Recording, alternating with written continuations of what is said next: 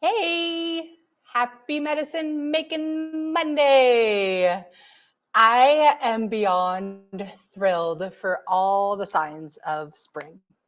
I get to go out for my beautiful morning walks, and it is so nice to see so many different amazing plant friends showing up. So if you are with me on that, let me know like what you have been seeing lately and what you're most excited about in that realm. I'm just going to take a sip of my Spindrift and yeah, we'll hop to it here in a sec. So this morning, I was able to I walk my dogs out on this beautiful little riverside. I'm up in the foothills of Mount Hood, and I have this cool little trail that's pretty much private to my tiny little neighborhood. And it's just lovely because it's along the Sandy River. And then I've got this really great, moist, luscious wooded area. And some parts of it are kind of swampy. And it is the perfect growing grounds for some stinging nettles. And I discovered this patch a year or two ago, and I couldn't be more grateful because it's definitely abundant and really luscious and beautiful. And so I figure we'll talk a little bit first about why the heck you would want to harvest stinging nettles, right? Because most people I talk to are like, oh my God, I hate stinging nettles. I avoid them like the plague or the Rona. I wonder if that saying is going to change as we go on. But um, yeah, you can totally get stung by nettles, and it's actually like on the stem and the bottoms of the leaves are these little crystal-like hairs that are filled with acetylcholine, I believe. I might have that one wrong, but definitely filled with formic acid, which is the same thing that fire ants and other insects will sting you with. I've got my fresh nettles from today. Little bit right in here. I gathered these at about 8 this morning, and they're already fairly well wilted. They're absolutely beautiful though, and I can totally grab some of these by the upper leaf because the little stinging hairs aren't as plentiful on the as they are on the bottom, on the top. I'm trying to speak English. Have you ever done that before? Sometimes it's more challenging than others. But I got a bunch of this great stuff. It's super duper delicious. I love to eat nettle leaves fresh right in the middle of the patch. Like you can taste the richness and the green and the nourishment of this amazing plant. They are extremely rich in chlorophyll. And like when you think of chlorophyll, you certainly don't think, oh, I'm going to taste this plant and eat chlorophyll and taste chlorophyll. But if you were to ever eat a nettle leaf straight from the plant, you would totally know what I'm talking about. They're also extremely rich in calcium, more rich than most plants out there. So it can be really nice for strengthening the bones and having nice hair and nails and skin. They're really rich in silica and manganese and potassium and a whole host of other minerals, including iron. And it's also rich in vitamin C, which helps the iron absorption be better for the body. And sometimes you can take like nettles and maybe yellow dock, and that is a really great combination for somebody that might be dealing with anemia or something along those lines. Nettles can also provide a little bit of vigor and replenishment for somebody who might have some adrenal fatigue or burnout. It's really nice for those dealing with issues with blood sugar and diabetes, things along those lines. You can make a really nice nettle tea. You can eat your nettles as food, basically like you can almost think of it as like spinach. And so I figured today we would talk about how to blanch it, because once you blanch the nettles, the sting is gone.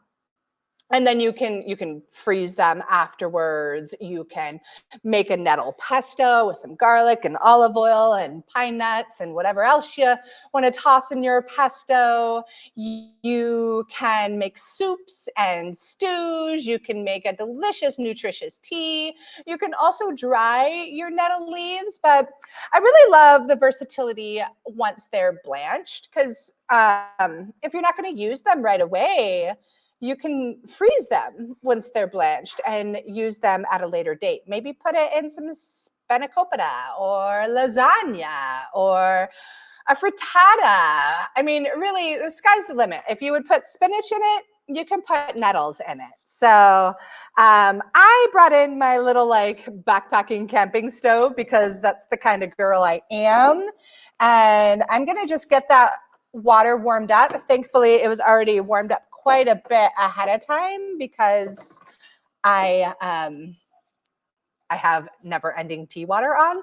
I'm also that kind of girl. So it shouldn't take long for this to get warm enough. And I know I don't really have like the primo setup to show exactly what's going on, but hey, this will work, right? You're still with me? Cool. So turn on this little stove. Maybe you can even see the steam coming out from my water and get that going. If you're somebody who has harvested your nettles and you put them maybe in a bag, you don't have this big fancy basket like I do, you might want to just dump them into the water and use like a slotted spoon to get them out. It's only going to take about 30 seconds of blanching time to get rid of the stinger action. So it doesn't take much at all. And then it's really nice to have a bowl of ice water on the side to chill them.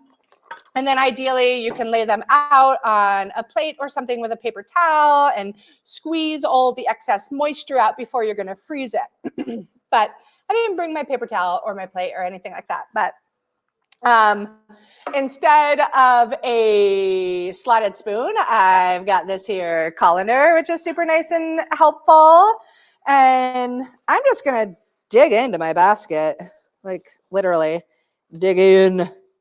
I got my clippers in there too, but we will not be blanching my clippers today because who wants to do that, right? And give me just a moment. Here's another trick you can do if you're out harvesting. You can like just grab them by your clippers and not worry about it. You can totally use gloves if you want, but I honestly have never ever used gloves while harvesting nettles, not even once. And if you want to learn a little bit more about that, I did just post a YouTube video today. Last week, Tanya and I went out on the river and found another nettles patch that was absolutely gorgeous on this epic spring summer day, or spring sunny day, and we recorded a video totally not planned. I'm like staring into the sunlight. It's really awkward, but you still can get the gist of what it takes to do this. So it's nice to have a good amount of salt. So I've got some sea salt I'm gonna put into this nettles water before I blanch it. I do about a tablespoon. You want it really, really salty in there. It's going to help bring the flavor out a little bit. Doing a little more in a tablespoon because why not? Because I got it, right? Have you ever blanched nettles or eaten nettles or harvested nettles? If you have, let me know in the comments. Tell me what you've done. What did you do with your nettles when you got it? Look at how pretty they are. Ooh, before we get into that, I'll let this heat up a little bit more. I do want to talk a little bit about ethics of sustainable harvesting and things like that. So while many people want to avoid nettles, it is important that you think about when you're harvesting because they are the home to many butterfly larvae and nests. They like to nest in the tips of newer leaves of the nettle plant. So be mindful of that. Never take more than a quarter of the stand you are around so that these butterflies can have a home to make more babies, because I love nettles, but I also love butterflies a lot. And hopefully you do too. So really be mindful of that. Also be aware of where you are harvesting any of your plants, and nettles in particular, like if you're near a place with industrial runoff and waste, the nettles takes up all that toxic waste and junk into the plant. And if you're then going to go use it as food or medicine, you're doing more harm than good, because you're now getting all those toxic bunches of nastiness in your body as well. Even if it's near like a farm, if it's not an organic farm, you really, really want to be careful. And this goes across the board for all herbs that you are gathering. And just be sure to always have positive idea of what you are harvesting. Know that plant, know it well. Sometimes it's a journey. Sometimes it takes years to get to know it well enough to feel comfortable with gathering that plant. And that's awesome, because it shows that you're like giving some respect to the land and to the plants. And we really need to do that. So I think that we are pretty stinking close to time. I could turn this up and it would really, really do its thing. Ooh, also, when it comes to the harvesting of it, so you ideally want to clip the nettles, like they're in the mint family. They've got this square stem and their leaves come out opposite sides and it switches side to side. So you want to clip, like there'll be a set of leaves, stem, set of leaves. You want to clip right above the node of the set of leaves that you're leaving on the plant. And that's going to allow it to grow back more. And ideally, you're catching them nice and young. You don't want to harvest nettles if they've already flowered. You could harvest their seed later on and use them for other medicines as well. But since it's spring and it's one of my first favorite plants to forage for, I figured we would talk about young spring nettles and their yummy, yummy greenness. So this is super hot. We're going to go for it. Except that. See if we can get these babies in there a little bit deeper. Ooh, I can see them wilting. Can you see them wilting? I know it's such a funny angle with my little computer, but I am not technologically advanced. So yeah, we just wilt this for about 30 seconds. It looks a lot like wilted spinach with square, stronger stems and a couple little hairs here and there. It is so, so, so, so wonderfully green. And we're not going to wilt it for too long so that we can preserve that green, right? Give it like 5 more seconds. Whoa. There it is. Turn that stuff off. I've got a bowl of ice on the sidelines. I'm going to put some water in the ice so that we can cool these babies off real quick. Meow. Sound effects like airplane things, always really, really important when you're doing this kind of stuff. At least for me. I mean, it got my kid to open up the hanger and get all her veggies in when she was a wee baby. It's cooling it off pretty quick. It smells so green and nutritious and lovely. You can make you go online from this point, you go online and there's like nettles recipes galore, right? You can do a really delicious asparagus nettle soup with all your favorite garden herbs, which also are typically quite medicinal. You can, again, like I said, you can make frittatas. You can just freeze this and use this later as much as you want. Do be mindful with nettles. They're a major diuretic. And what that means is that they promote the flow of urine. And so if you don't want to be peeing all day long, maybe lay off the nettles or the nettle tea. But that can also be really beneficial for some people too. It does a really great job of helping to clear out uric acid crystals, which if you're somebody who suffers from gout, you can find a lot of great help and relief from nettles in that department. It's really wonderful for pregnant women because it's so nourishing. It's nourishing for the mama. It's super nourishing for the baby. Really, really wonderful for promoting milk flow, also for lactating mothers. And it's going to still have all those wonderful nourishing vitamins and minerals that are going to go through the breast milk to the baby as well. So a really, really powerful herb. It can be great for those suffering from arthritis and easing inflammation in those departments as well. It's a fantastic blood builder. I'd love to say that it's an herb that everyone should have, but that's not the truth. If you're somebody who is generally a very dry individual, like maybe your skin is always dry or your hair is always dry, or maybe you're an elderly person and you kind of are getting that brittle feeling to the bones, it might not be the best herb or plant for you. You could use it if you wanted to get all of those nutritional benefits there. You might want to consider adding like a more moistening herb to a formula with nettles, so you still get the nutritional benefit, but then you have something to make up for that drying property. You want to get something like maybe marshmallow root or licorice, or really it depends, and that's where working with a good herbalist can be really helpful, or taking the time to study herbalism on your own, which is a lifelong, beautiful, wonderful journey. I'm so grateful to be on, and I'm grateful to have you on it too. Yeah. Any questions for me so far? So from this point, I've got my nettles. They're stone cold chilling. Like they are as chilled can be. And it's like this blob of green goo.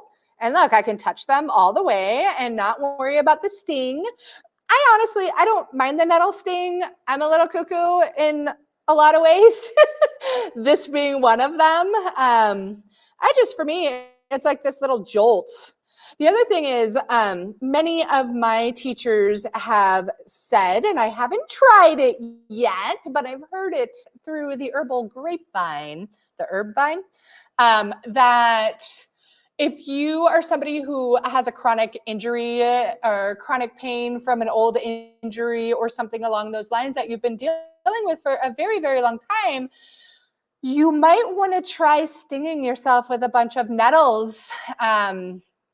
And it does something with the nerve connections there to repair them, and you may not have that chronic pain anymore. So it's like, okay, I deal with 2 hours of nettle sting for getting rid of the 20 plus years of knee pain I've had. Worth a shot, right? If you do it, let me know. I want to know what happened for you, because again, I've only heard it through the herbal grapevine. I hear it a lot, and I haven't tried it myself. So I think it would be a really, really good thing to do if you are somebody who is dealing and suffering with that.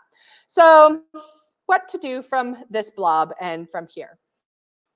I could go blend it into a nettle pesto. I can just toss it into my eggs in the morning. I can just eat it as such, which, by the way, if you haven't subscribed to my YouTube channel, I did do a video the other day where I was eating nettles fresh in the field. And again, it's so delicious and so fresh. And just when you eat it, you're like, oh my gosh, I don't know if I've ever tasted something so fresh, so nutrient dense, so rich with chlorophyll. It's pretty amazing. Yeah, I could toss this into a soup. I could just freeze it and use it later if I didn't say that 16 times already. With all that salt I added in, definitely a different scenario here. I tasted the salt right there before. I tasted the nettles. I'd rather taste the green of the nettles, honestly. I really love that flavor. So, yeah. Hopefully you've learned a little bit here.